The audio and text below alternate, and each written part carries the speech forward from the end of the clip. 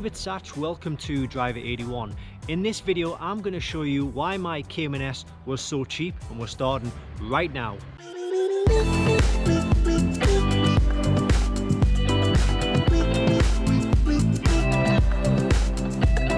So if you're interested in Porsche cars and you want to see more Porsche content, please consider clicking that subscribe button and clicking the bell so you don't miss a single thing.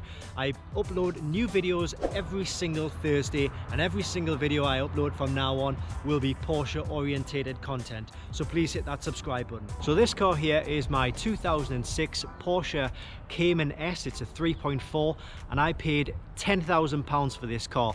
Now it's not a mega huge bargain, but it is a few £1,000s less than what the rest of them were going for at the time. And of course there are a few reasons why it was a little bit cheaper than the rest, let's say. Now I originally bought this car with the idea of maybe doing a few modifications on it, doing a bit of track work over the summer, but as the cold months have gone by, you know, I haven't really done any modifications on the car at all. So hopefully the weather is starting to get a little bit warmer, a little bit hotter now, so I'll be able to crack on with the modifications.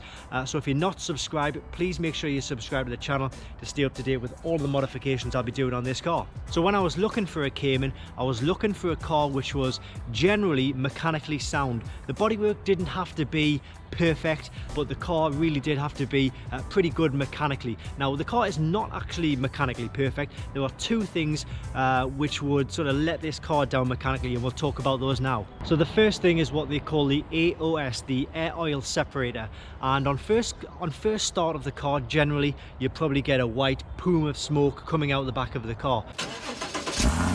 See? Holy this is wrong. Dude, that's wrong. The AOS needs to be replaced. Now the AOS on this car has already been replaced. I could very well go out and replace it again, but there's no guarantee that a year down the line it won't fail again. So there is a motorsport option you can buy. That does cost about, I think it's about £1,100, which is quite expensive for what it is. The original part was just poorly designed, so I may well go down and get the motorsport AOS, depending on how the modifications go and depending on how the car progresses as a track car. It's important to say though that it doesn't do it all the time. It's generally first start. Once it's warm, it generally doesn't happen, but obviously when you go back to start it the next day, it looks ridiculous. All right, and the second thing is, it kind of, when you start it, it makes like a screeching noises just as soon as the engine started. Come in, I'll show you. Right, so we'll start the car. As I say, it may not do it, it doesn't do it all the time. It probably does it once every 3 times, but let's see if it can do it. No, it didn't do it there, but you notice it had quite a really slow crank. I think that does have a lot to do with it. Let's try it again. Kind of did it there, wasn't really that loud. Let's try again.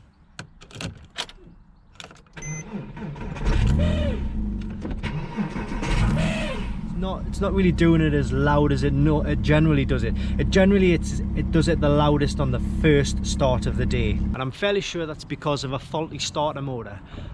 So that can be picked up for around about £100, I think. Get that fitted. It's a job that I can do myself. Both of these jobs, the AOS and the starter, are jobs that I can do myself on this car. So that's why I'm not too worried about these jobs. These jobs can be done as the months get a little bit warmer. And in fact, I'm not actually 100% certain that it is the starter motor. I believe it's the starter motor, but if you guys have heard this before, seen this before, then maybe you could give me a little bit of insight as to what you think it is. Incidentally, I've tested the battery. The battery's absolutely fine.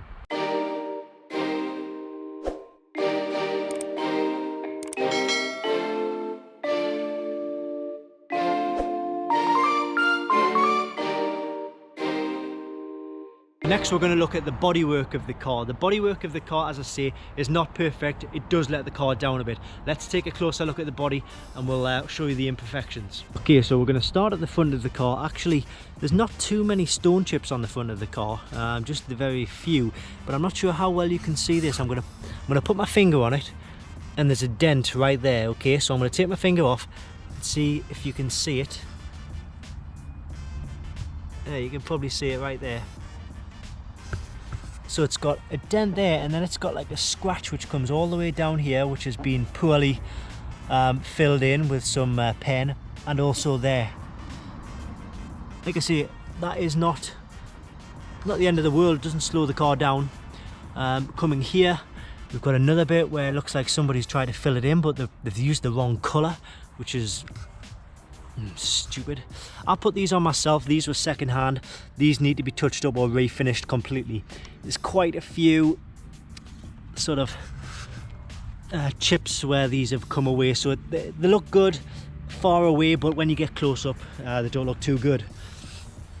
Okay, so we'll come to, yeah, you can see obviously there's been a bit of corrosion here. The paint is completely flaked off. Probably hasn't been looked after too well when it comes to the looking after the car, getting it clean, getting all the salt off the car. As we come along, there's not too many bodywork dents along the side. We've got one dent right there, which again, it's probably pretty small, you probably can't see it. Coming around the back of the arch, it's all good. It's all good. As we're coming around here, this is quite strange because we've got a mark here, almost like, it's almost round. I don't know how well you can see that, but it's almost like a football has hit the car, and it's just never been cleaned, or the mark has never gone away. I've tried hard to polish that, but it won't come off, so maybe a deep polish will get rid of that. The paint's a bit flat right here on this part of the bumper. There's a dent right there, don't know how well you can see that.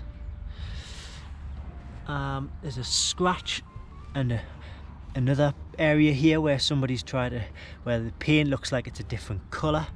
Not sure how well you can see that, but it sort of goes from there, covers all the way around to there. So that's that.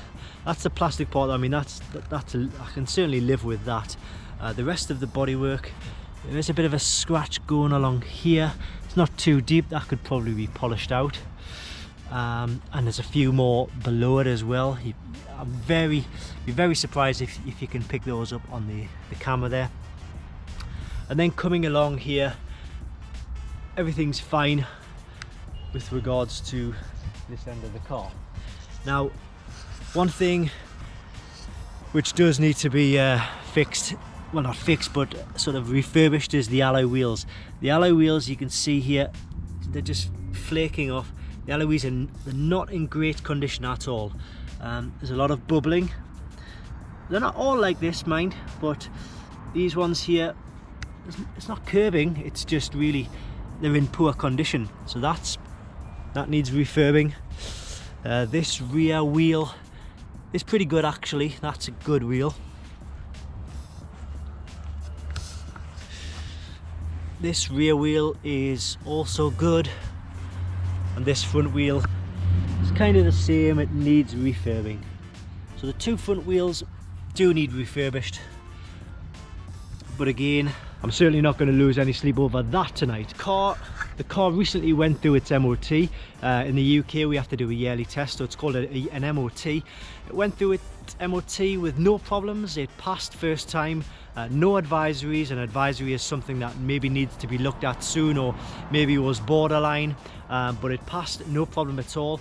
One thing as well, the car's on 125,000 miles. It's going to be approaching 126,000 miles soon, so that is also another reason why the price was a bit lower than the rest of them. So as I say, as the weather's getting a bit nicer now, I'll be looking for a few more opportunities to try and get the modifications done on the car. So I've got the 200 cell cats, I've got the Carnival 200 cell cats, the headers to put on the car. I've got, well, for those of you who follow the channel, you'll probably know that I fitted the GT3 throttle body and IPD plenum. I've since took it off the car. It wasn't running right, so I'm going to get that professionally reinstalled.